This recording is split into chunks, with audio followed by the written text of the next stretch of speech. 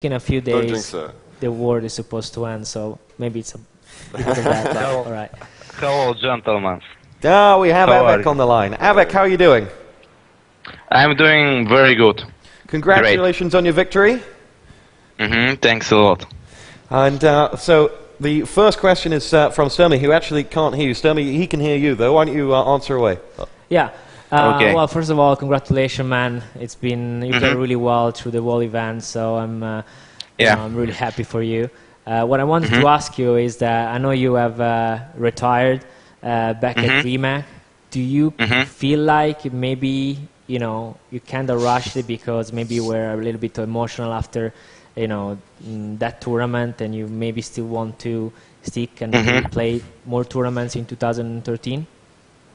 Yeah, so basically on DreamHack I was very disappointed because my preparation schedule and everything was fine. I was playing a lot, and I think before this event I felt that I play in a proper, in a right way. So I felt that I'm playing really good and I'm doing everything properly. But I think I wouldn't have a lot of big problems with other players, like with Rafa. I don't know why, but a lot of times when I have to play him, I'm trying to change my game style, and I end up with playing defensive. Let's say we played what was the first map, ZT, and like for half of the game I didn't even know what is the item timing, and I was scared to exchange damage with him. And I always have such problem with this player that I just don't know why I'm changing my playstyle. So after the game, I realized that if I didn't do it, if I didn't win against him on that event, that probably I'm not gonna win in future events. And if I feel that I'm like powerless, like I can't do anything, I just don't want to continue. And I think at this moment, I mean, I have skills and I'm aim and everything, like tactics to compete with such guy like Rafa. I mean, he's not unbeatable, like all players have a chance to beat him, but somehow, some way, I just stupidly change my game style all the time, and I don't know what is the reason.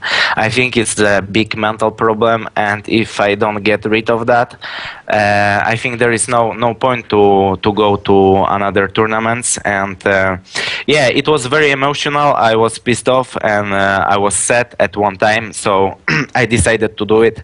I regret this decision a little bit, but what I'm gonna do is yeah, I'm gonna take a break, like in next months and stuff like this, because yeah, if I'm gonna lose again to Rafa, then then my head will be totally broken. So I don't want to hurt myself, like psychologically. So I don't want to think about myself in bad way. That's why I want to take a break. But if there is like another game, or if at one point there will be like a lot of Quake tournaments, then I will try to compete, and I will try to. Yeah, I will try to figure out my mistakes, because I really don't like to lose. I'm like, yeah, I'm like, let's say, big whiner. So when I'm losing the game, I'm really pissed off, and yeah, I just can't stand losing games. So yeah, maybe if there is like another game or a lot of tournaments for Quake Live, then I will try to figure out how to get rid of my mistakes, and yeah, maybe I will try to compete. But right now, I'm really tired of that, and yeah, at least I want to take a break. So to sum it up for Sturmy, who can't hear it, it's all Rafa's fault, because Rafa keeps beating him, and he has to work out how to beat Rafa. But it's not retirement, it's a break. He's going to take a bit of a break, get the frustration out, because if he lost one more time to Rafa, he would bang his head against the wall. Yeah. I just don't want to go to another tournament and lose 3-0 against Rafa again. And yeah, I just don't want to play at Lance right now. So first I need to collect my mind again, and yeah, and try to find out my mistakes, because expect my mentality, I don't know. what could have been my mistake against Rafa. I mean, all my game in general was bad, but I think it was only by mind, not by reason that I can't actually play good, because I know that I can, but against this kind of player, somehow I struggle to do anything. And I know, like, let's say, for example, you Stermi have like, I think you have much easier time against Rafa than me. So I think it's something about mental or something about game style. I don't know, but I need to figure it out first. He says that you've got what it takes to beat Rafa, and he doesn't. Let's talk less about Rafa and more about Noctis. This morning against Noctis, it didn't work for you. What went wrong? Yeah, like before Legends Cup, I started to practice for this tournament like last 4 or 5 days. I was playing really a lot, and yeah, I was getting like beaten by many players who competed in this cup like all the time. So I was practicing with like Cooler, with Toxic, with Evil, with Cypher and other guys, and I was like all the time losing the games. So yesterday I played like 25 maps and I had like 7 wins. And including in these wins was like 3 or 4 maps TDM. So I was like, what? You guys know what I want to say. But yeah, it was like, yeah, I was like in total shock. And today I came to play Noctis. I was trying to play really good, but I still was playing bad like yesterday. After that I got really pissed off. I like chilled out for like 40 minutes and I was collecting my mind, and yeah, I wanted to prove myself that even if I lost, I can still beat another guys and be in tournament and maybe even win the tournament. So yeah, I was trying really hard, but yeah, I was just playing really bad. I didn't hit a lot. I was like I was missing a lot of shots, I was missing timings, I was like cutting off Noctis in wrong places. So in general, I didn't play really good, but yeah, Noctis in general played good, I think. Yeah, he had a very good tournament, and not the first time that you've played and actually beaten Cooler, but how does it feel to play against the master that is Cooler? For me, it's always nice to play with him, because same like with Cypher, like yeah, it's just hard for me to describe, but I just really like to play with him because I really want to see what he's gonna do and the way of his thinking and stuff like this. And yeah, I just like to play with him. It's not like I'm saying like it's easy or something because he's very good, but I really like to play with him because I think the games which he gives help me a lot with Quake. Zood, any questions? No, I was going to ask about that, about the Cooler game, because it was clutch. You had to win both the maps and not drop one in order to get through to the playoffs. Yeah. Was it was that going through your mind during the games? Yeah, I when I found out that I need to beat him like 2-0, I was trying to not think about it at all. I was trying just to play my best, because I knew that if I'm gonna start to think in a game, like let's say if I'm gonna play and it's like 5th or 6th minute and I'm gonna win and I will be winning, then I can't think about this situation because my game will totally change. So I tried to not change my game at all. I knew that I have just one shot and I need to beat him 2-0, otherwise I'm out.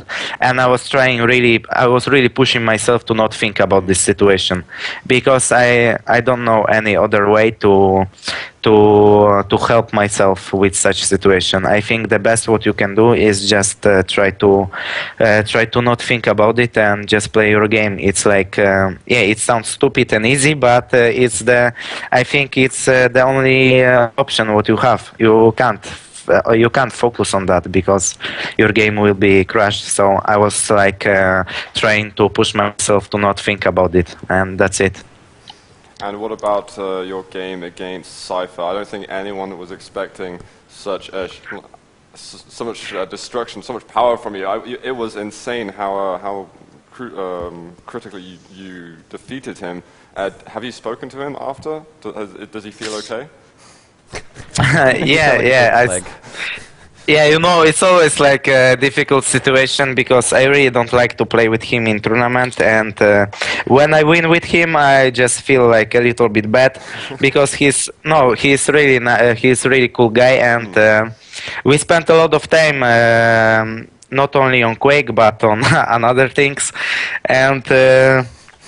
He's like my friend in real life also, so it's like always difficult situation, and I don't feel right when I beat him. But yeah, whenever we play, I try to play my best to win. But yeah, I speak to him after that, but yeah, I think he's okay. He didn't say anything about it, so he wished me only good luck in final, and that's it. And about the game, I think it was like just small moments, like. In the beginning, I got a little bit lucky on damage exchange, and after that, he got a little bit pissed off. I managed to make a lot of frags in the beginning. I'm talking about T7 now. So after it was like when I made about 8, 9, or 10 frags, I already knew that it's over. I think he had a really good game on ZTN, and he was doing really nice things. I was in control of the beginning of the map like for 3 or 4 minutes, and he managed to kill me first. Like there was a situation on Mega Hut where he killed me and he was without control. Then he then he just then he just hold me on defense. And yeah, I think he played really good, and I think he should have won ZTN. But yeah, as I said, it was just like small moments, and I think the most important was that in many like important situations, I was hitting more than him. So I was hitting more rails, and sometimes I exchanged more damage on with shaft than him, and I think that was the main reason, because he chose to play very aggressive with me on all items, and I managed to hit him better in these situations. Well, Av3k, thank you very much for your time. Congratulations, you are the champion of Legend. Thanks a lot, guys. Thanks for organizing the tournament. And yeah, as I said before, thanks for supporting Quake. I appreciate it a lot. Oh, so you guys doing great job. Thank you, Av3k, and we'll see you next time. Okay, thanks a lot.